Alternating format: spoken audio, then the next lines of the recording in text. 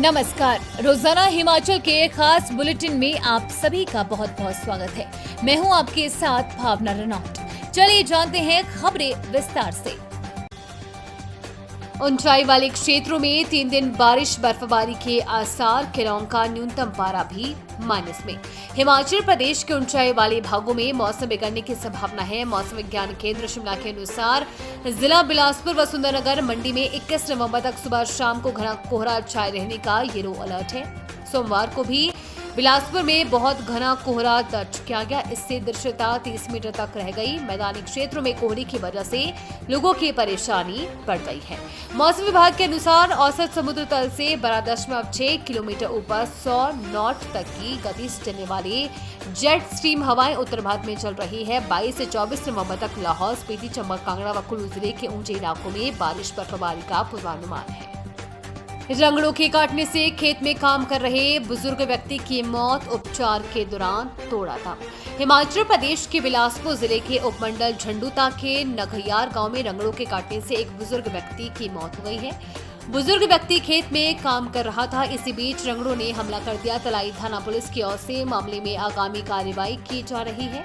जानकारी के अनुसार निक्काराम निवासी गांव नघिया, तहसील झंडूता, जिला बिलासपुर रविवार शाम को खेतों में काम कर रहा था। झाड़ियों को काटते समय रंगड़ों ने बुजुर्ग पर हमला कर दिया। इसके बाद परिजन बुजुर्ग को बड़सर अस्पताल ले गए, जहां से हमीरपुर रेफर किया गया। हमीरपुर अस्पताल में उपचार के दौरान बुजुर्ग की मौत हो गई। मामले की पुष्टि डीएसपी घुमारवीर चंद्रपाल सिंह ने की है।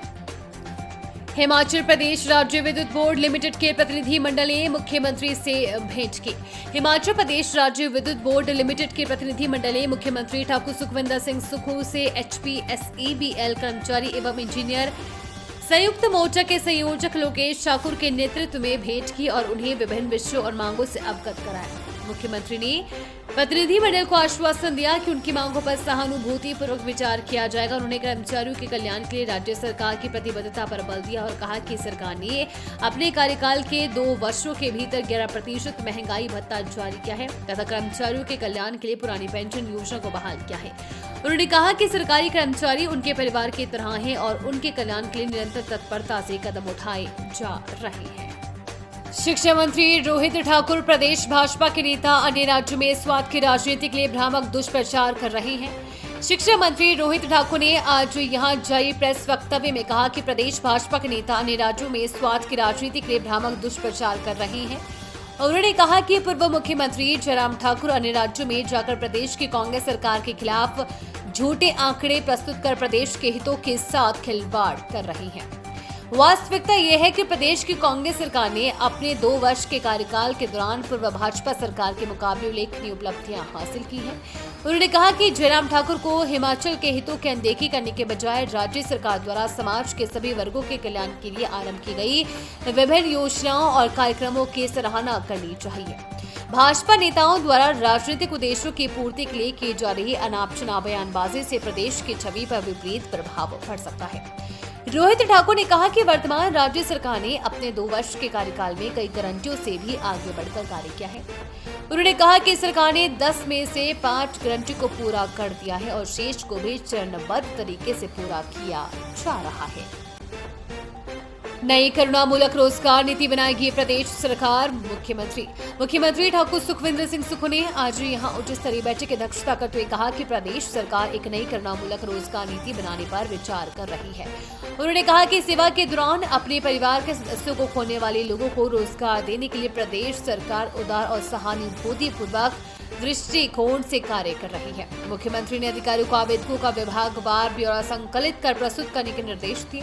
उन्होंने कहा कि राज्य सरकार अधिक से अधिक आवेदकों को लाभान्वित करने के लिए सभी पहलुओं को ध्यान में रखते हुए उचित निर्णय लेगी। उन्होंने कहा कि राज्य सरकार विधवाओं और अनाथों को अनुकंपा के आधार पर रोजगार प्रदान करने में प्राथमिकता देकर आश्रितों के कल्याण के लिए प्रतिबद्ध है। मुख्यमंत्री ने कहा कि वर्तमान राज्य सरकार ने सरकारी कर्मचारियों के कल्याण के लिए अनेक कदम उठाए हैं। पहली कैबिनेट बैठक में राज्य सरकार ने सभी सरकारी कर्मचारियों के लिए पुरानी पेंशन योजना को बहाल किया है ताकि सेवानिवृत्ति के बाद वो सम्मानजनक जीवन जी सके। उन्होंने कहा कि सरकार के 2 वर्षों के कार्यकाल के भीतर सभी सरकारी कर्मचारियों और पेंशनरों को 11% महंगाई भत्ता दिया गया। नगर निगम शिमला के आयुक्त की अदालत के फैसले यानी कि मस्जिद को गिराने का फैसला को जिला अदालत में चुनौती देने वाली याचिका ऑल हिमाचल मुस्लिम ऑर्गेनाइजेशन पक्ष के नज़ाकत अली की याचिका पर हुई सुनवाई।